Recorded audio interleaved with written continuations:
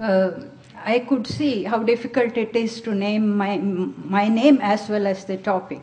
So you can imagine how difficult it is for me to pick up a continuity from the series of lectures that have gone on, which were highly empirical, highly sophisticated, and highly scientific, and jump into a topic which most people are unfamiliar with.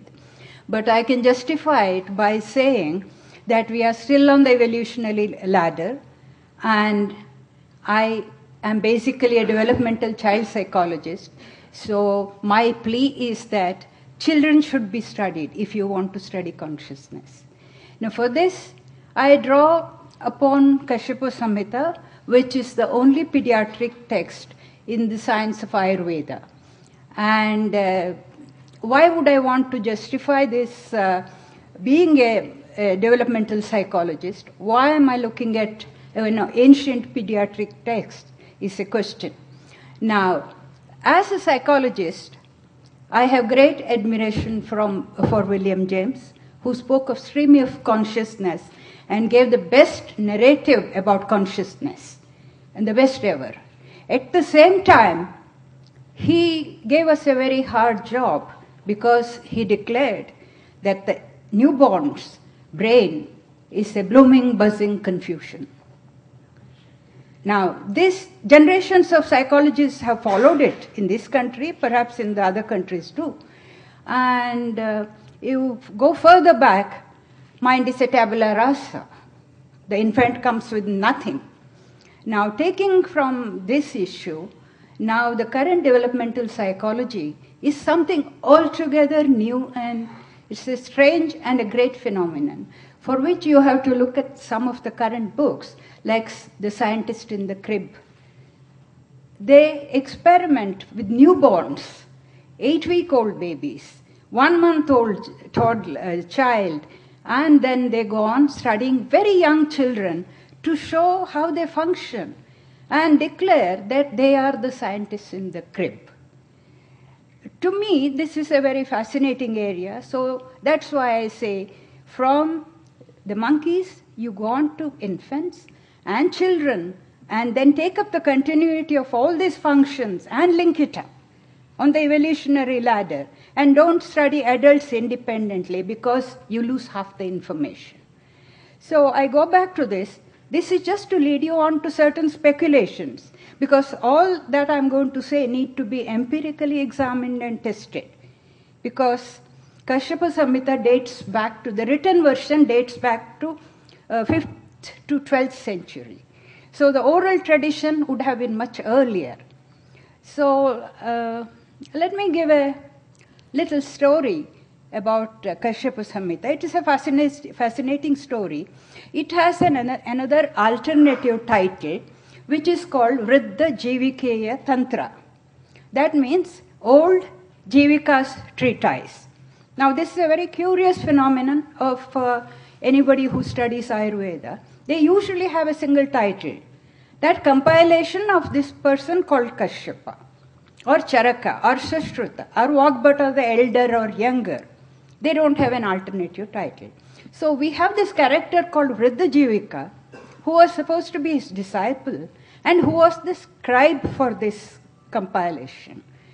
Now, if you have a scribe who's given the name title, we are all curious to know why. So we go back to a little story which is given in the introduction to this particular book, which says Kashyapa the sage was a great Ayurvedic physician, and he had a disciple who was 5-year-old, and he was a prodigy.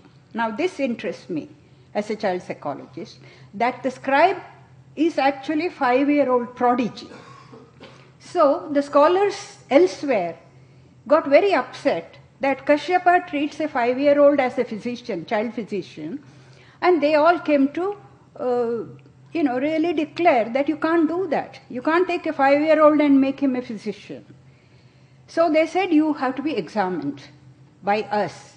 So the examination, they asked a lot of questions, and he could answer every bit of Kashyapa Samhita, he knew it, this 5-year-old.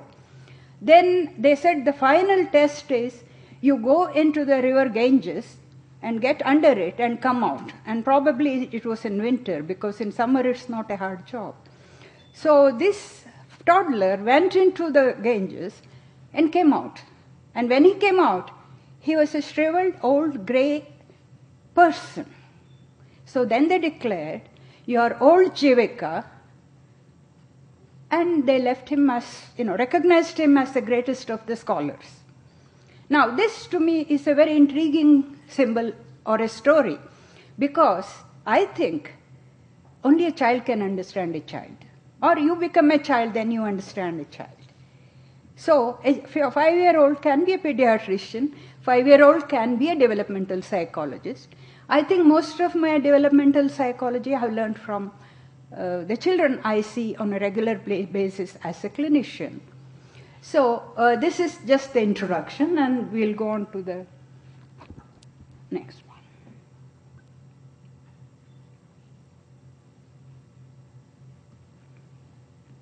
Ayurveda represents the knowledge. I don't know how many people are familiar with Ayurveda. I'm very briefly going through it. And there are 8 branches of it. Kumarbhratya, which consists of obstetrics, gynecology, and pediatrics, is the one I am talking about. But the Kumarbhratya of Kashyapa Samhita is mostly pediatrics. Then you have internal medicine, you have surgery, you have toxicology, you have ENT, you have also demonology and psychological therapies, preventive medicine, and rejuvenation. These are the main areas, and this is just how it is represented visually.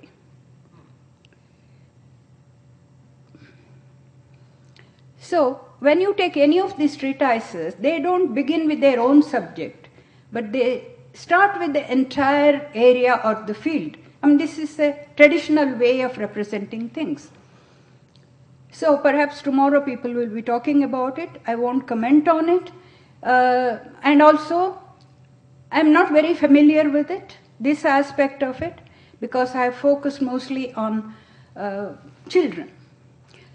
So Avyakta, the primordial unmanifest, leads to Mahat or intellect. Mahat leads to Ahankara, ego. And then that leads to Akasha and the Bhuta Prakritis, physical constitution, 5 Indriyas, that is the sense organs, and also mind is added as the 6th sense organ.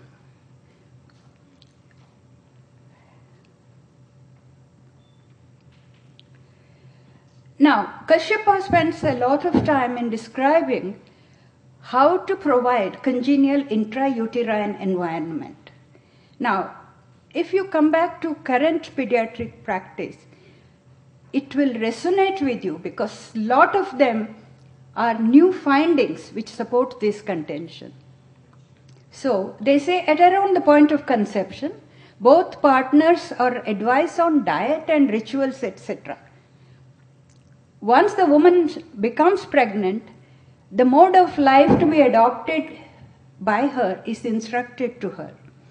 Wearing garments and ornaments that are intact, experiencing positive aspects of life, avoiding negative events, people, and attitudes. This is the advice to the pregnant woman. So, the first time it's mentioned that in the first month, there is the sperm and the ovum, and the Atma, the self. And then the second month, it takes a shape. And in the third month, all the body parts manifest simultaneously in due order. The fetus quivers, achieves consciousness, and feels pain. The mind manifests more than the sense organs. Now, this is very important because till a couple of decades back in the pediatric practice, it was believed that newborns don't have any sensation of pain.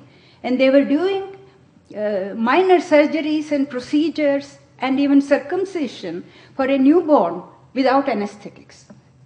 So, which means they really thought it doesn't feel anything. Here we go back and find in the third month, it's described like this. Then fourth month, the fetus attains stability and becomes free of abnormalities. Then there is increase in flesh and blood. There is increase in strength, complexion, and vital power. And 7th month, it becomes complete in respect of all dhatus and body parts.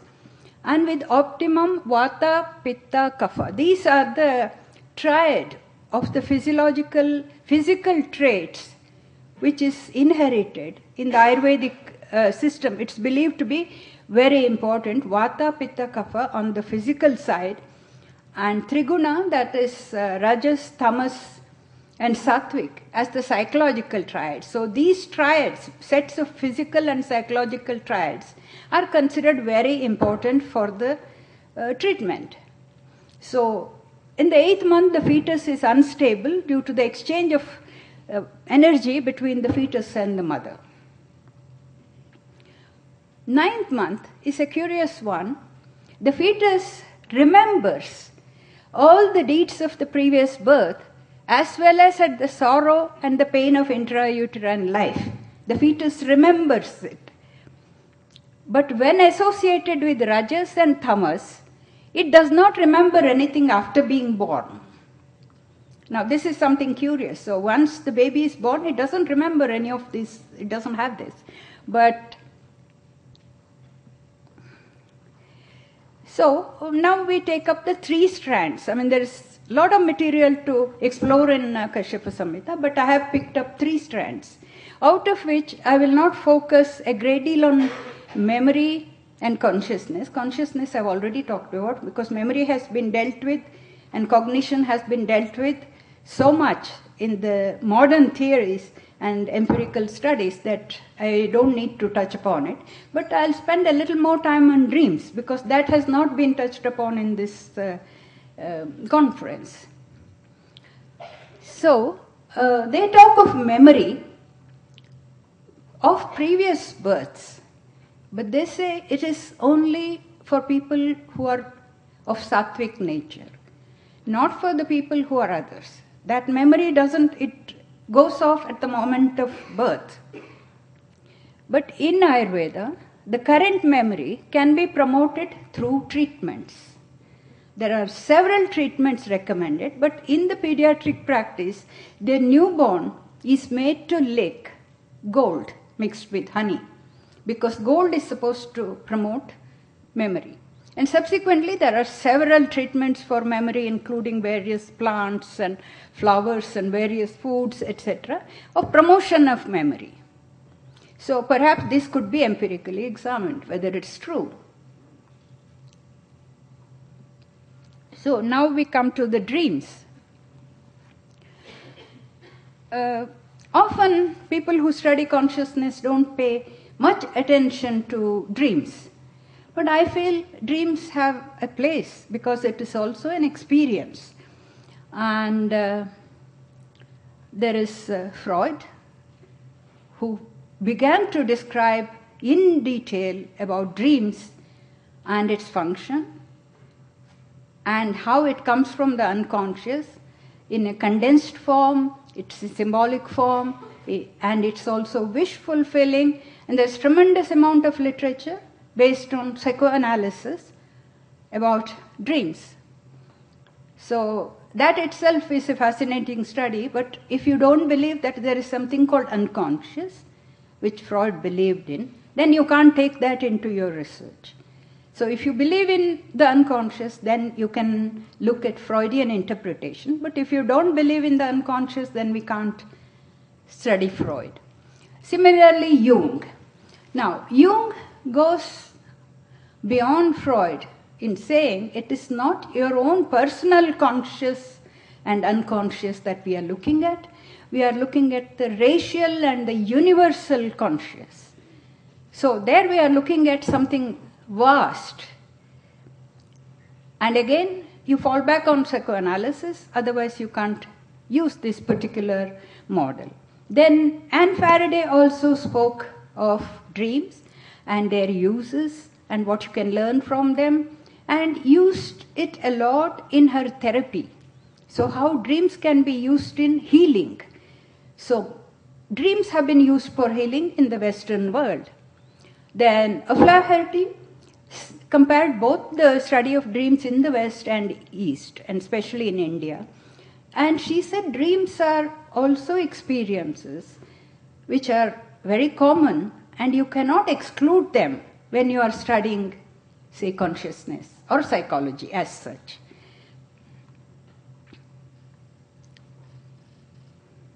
So now I come to spend a little time on dreams as seen in Kashyapa Samhita. Now, Kashyapa Samhita has pages and pages. Later on, I'll show a couple of specimen pages of the book. Now, in Kashyapa Samhita, he very simply decides some dreams are useful, some dreams are useless. So, what we dream generally, he considers them useless. He says quite clearly, useless dreams, these are what you have experienced, what you have heard, what somebody has talked to you, what you have seen. So, everyday experience which reoccurs on a long-term basis or short-term basis, it doesn't have much meaning. You are simply recording and releasing the tape kind of thing. But what he called dreams, useful dreams, are something which he used for his medical practice. So he used this for prognosis of diseases, and these were often premonitory dreams. Now, to give a specific example of pediatrics in Ayurveda, it's very different from Ayurveda of adults, because there are a group of disorders which are very typical only to children, and these are called Griha Roga or Bala Roga. Bala is child's disease. Balagraha. Graha is, normally it is thought to be constellation, zodiacal, fatally ill most of the time. So it sounds like demonology to us. But most people have divided these diseases into 12, and Kashyapa, I'm just focusing on Kashyapa, he has them into 10, group of 10. Now, if you look at the name, those of you who are familiar with Indian Puranas, you will find all the names are exceedingly familiar. But in the pediatrics of Kashyapa Samhita, these are kind of demonical, male and female demonical forces who seizes the child and often kills the child. So, I have given the current pediatric categories or diagnoses for these diseases. But you can imagine, thousands of years back, there were no treatment, no causes known, and invariably these children died. So you blame an evil spirit and give it a name. So these are some of them. Okay.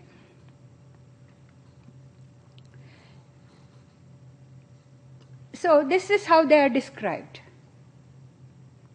That one, for example, Skanda, they dream like that. And in the dream, these are dressed like that. These are the actions. So there is a whole series of actions by these characters. And the dreamer can be the healer, the dreamer can be the mother, or the dreamer can be the child. But the content is interpreted and the prognosis is bad. So there's some more of them.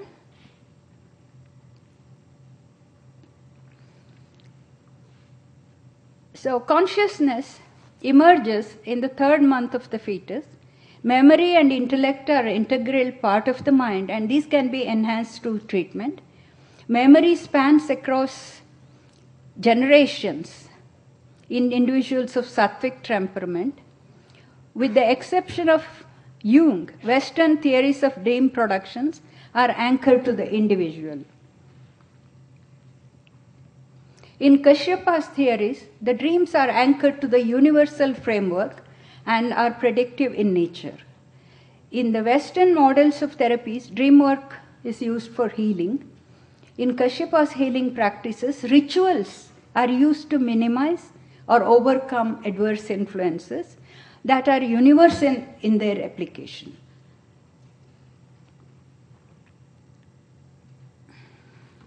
So I would like to stop here and ask a few questions. What our understanding of Kashyapa's description of consciousness, memory, and dreams, what could it tell us? Can the study of indices of consciousness in the fetal stage throw light on the emergence of human mind? Can the interaction between maternal states of body and mind and the fetus be empirically studied? Is the consciousness of the fetus similar to the other basic life forms on the evolutionary ladder? Does the memory be transmitted across generations as alluded in Kashyapa Samhita? Is there a relationship between such memory and sattva? Can memory be promoted through treatment suggested in Ayurveda? Are there dreams that are universal across individuals and cultures? Can they predict health status of the person? And finally, do the healers need special qualities such as sattvic temperament, because they are the bearers of knowledge from previous birth? Because dreams regarding health of the patient is a very significant contribution. This shows there should be a very definite bond between the healer and the patient, like there is a bond between the mother and the child. So mother dreams something about something going to happen to the child. Similarly, the physician also dreams about his patient. And this healer is considered the most superior of the kind if he inherits his previous memory and skills, just like Jivika, the 5-year-old, did. So this is where I stop, and perhaps we can have more discussion. I'm just floating some ideas to see is it of any relevance to our study of consciousness.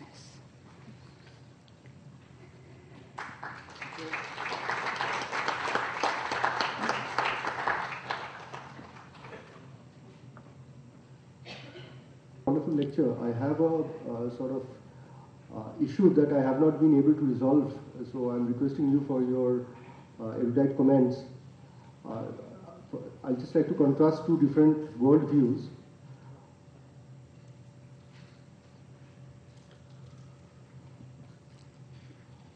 If we accept, as probably is generally done in modern science, that it's basically atoms and molecules which are the constituents, atoms, molecules, and let's say energy.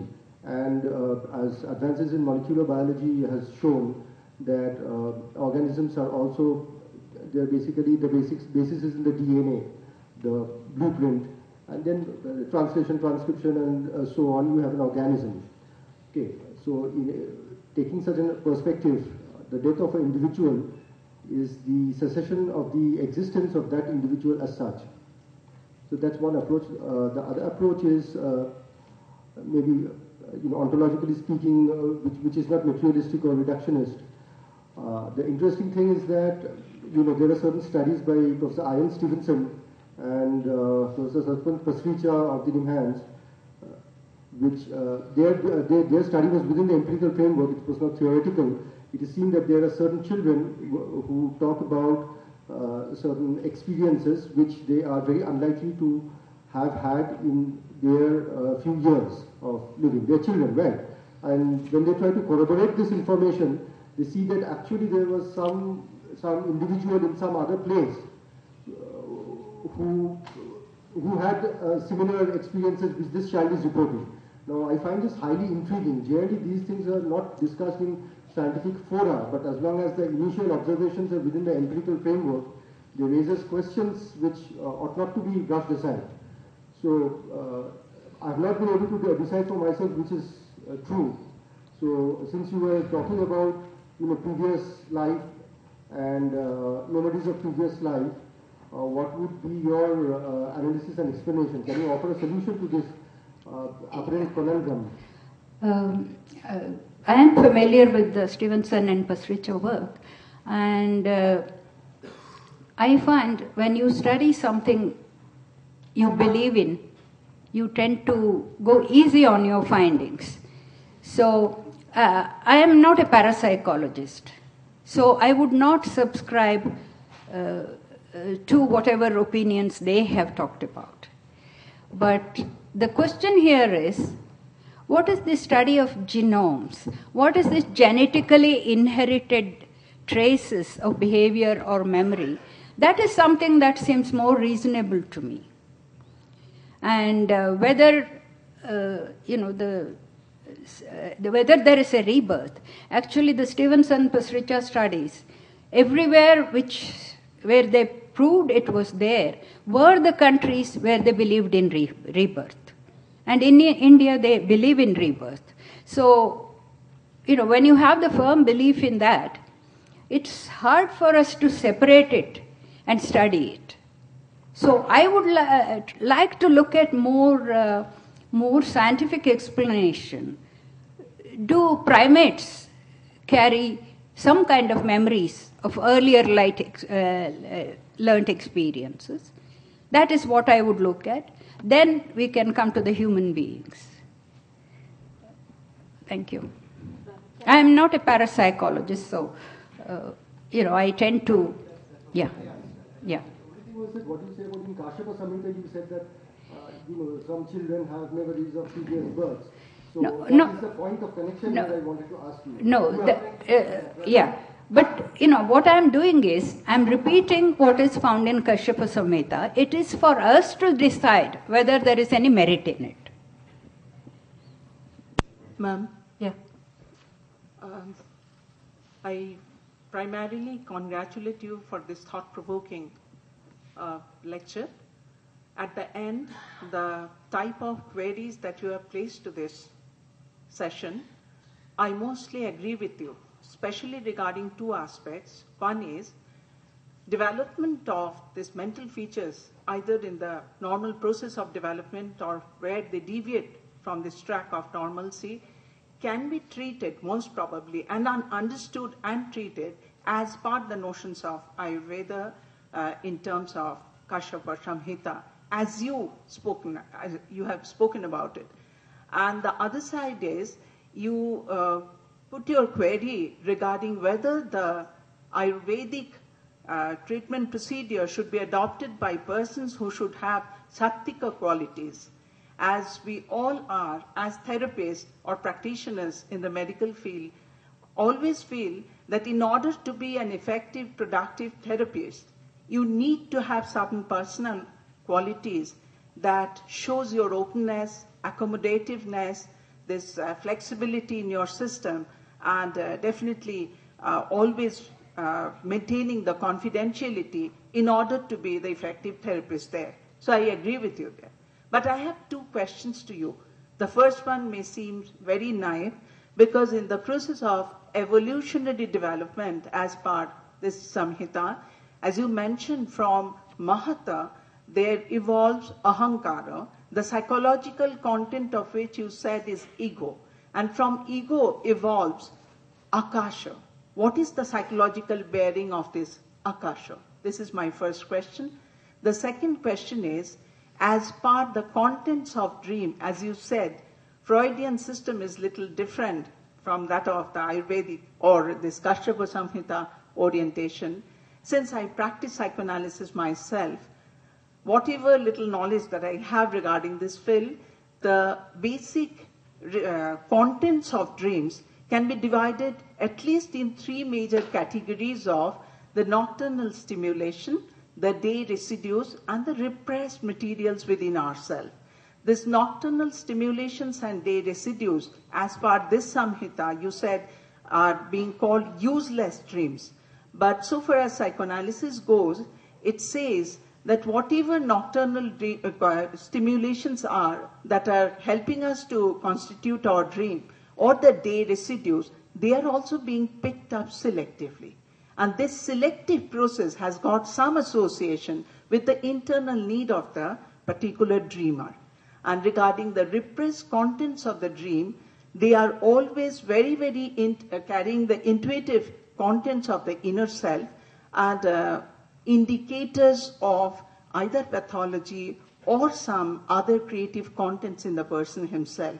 So only this part should be treated as useful content of dream, and the other set we would reject as useless contents of dream. I have my query. Okay, I was presenting different views. I was not commenting on which is right or wrong. Now, in my own work, I studied children, normal preschoolers, and children with hyperkinesis, and children who were emotionally disordered. And I found normal children predominantly were sattvic, hyperactive children were predominantly rajasic, and emotion disordered children predominantly tamasic. So, there are indications. But healers, they always say healer should heal himself first. So sattvic is what it is. Now, about being useless and useful, the whole context is different because Kashyapa talks about universal symbols and interpretation. Freud talks about personal.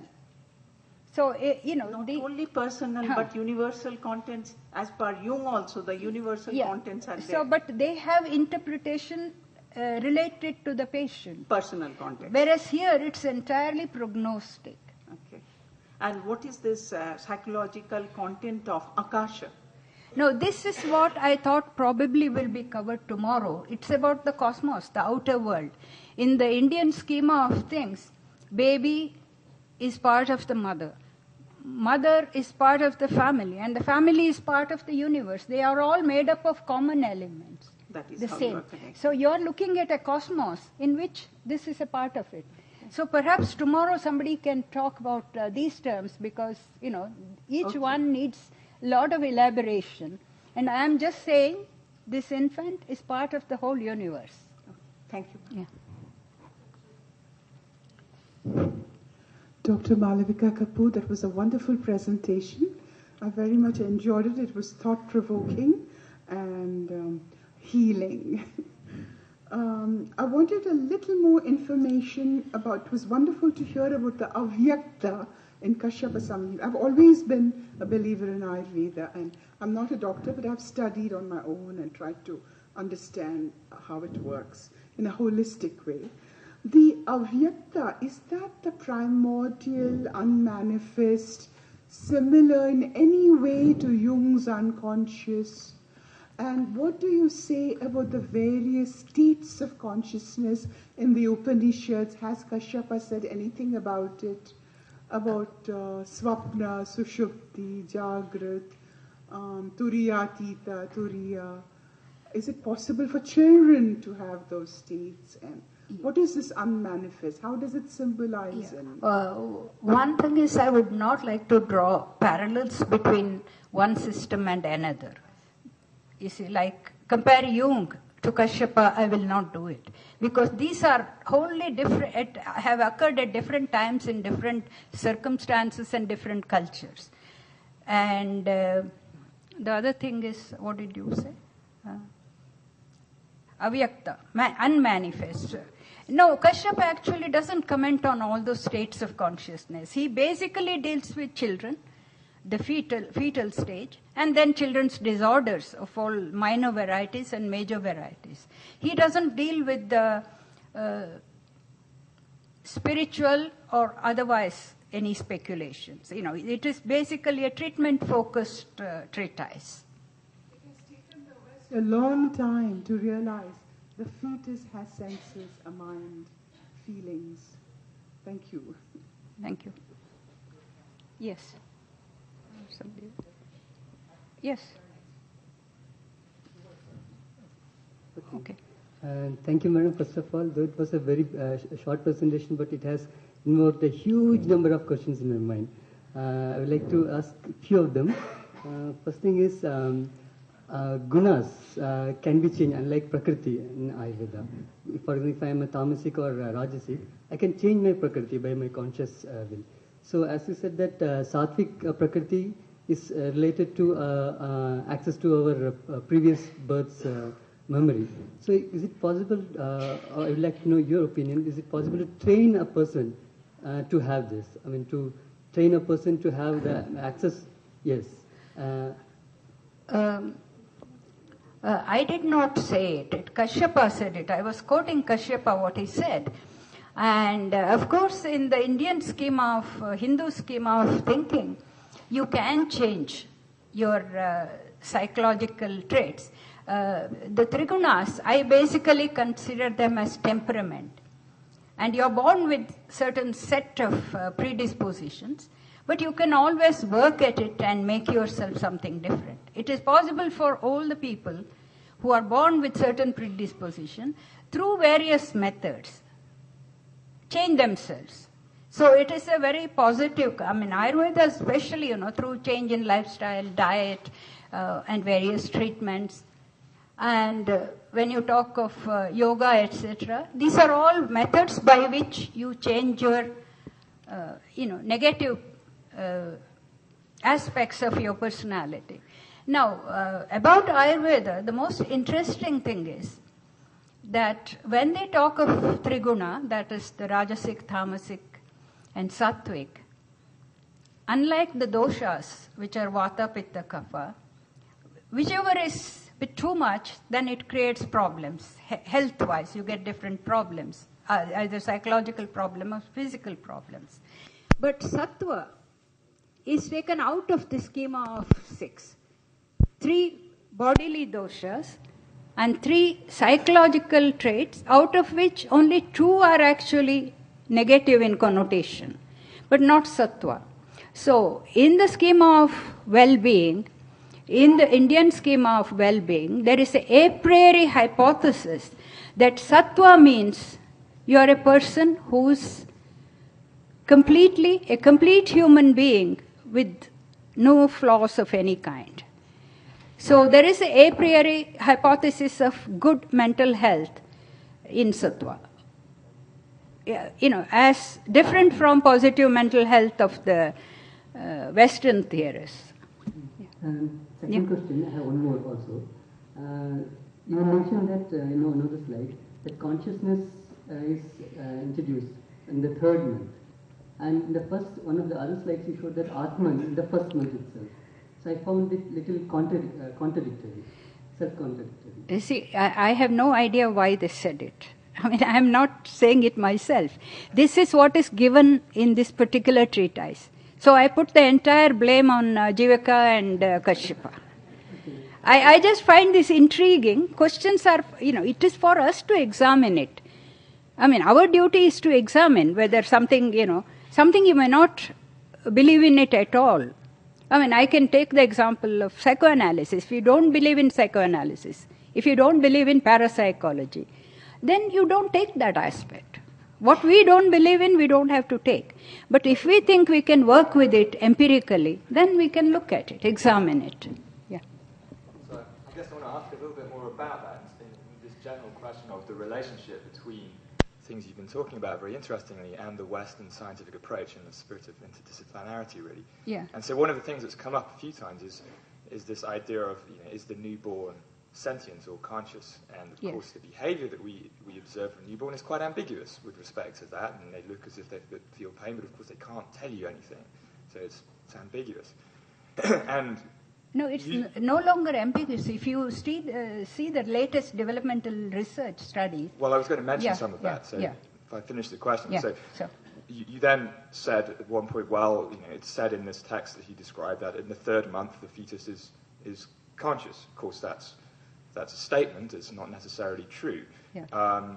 So how do we then put this to the test? And I'm thinking of again, some very recent developmental work done in Paris by some colleagues of mine there, who show, for example, that as late as 12 months, you really don't see, for example, I mean, the details don't matter so much, but in adult humans, one of the signatures of consciously experiencing stimulus is feedback, re-entrant connections from frontal to posterior parts of the brain. Surprisingly, to me anyway, evidence for this is pretty much totally lacking up until about 12 months. Now, this would suggest that, it's not just newborns, but maybe even up to 12 months, there's a lack of at least full-fledged or conscious contents in newborns, 1 month, 2 month infants.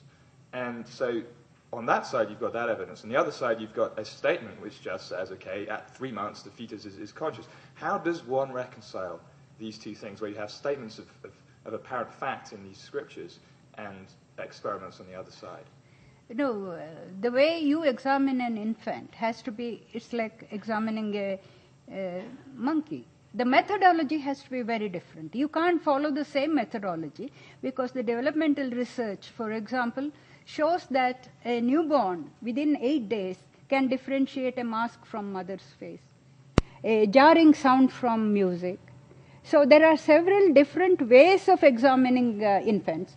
And also there are EEG studies, and there are studies which show maternal stress impinging on the infant and showing, actually the fetus moving in a manner that it shows it's distressed, responding to sounds from outside, either musical sound or jarring sounds.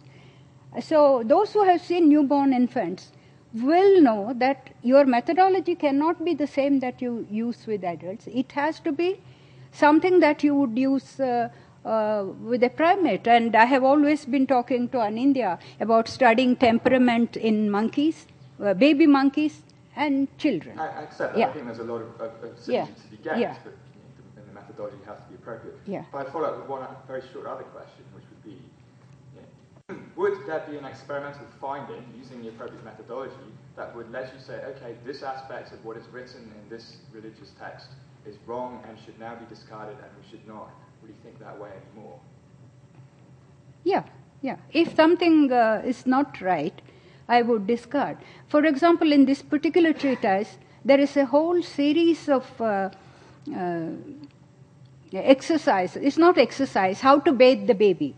Traditionally in India, babies are bathed, with a long massage for half an hour and then hot bath. And this is traditionally followed. And in the Western practice, they have always rinsed the babies like a dish in a sink. Very quickly you dip the baby and take it out. Now we find the psychomotor coordination, development, everything in these infants who have been given at least for 6 months, and most of them for 1 year, they are far superior in their motor coordination, etc. So some of the healing practices continue to be valid because nowadays for a high-risk infant, the main treatment is multisensory stimulation through massage.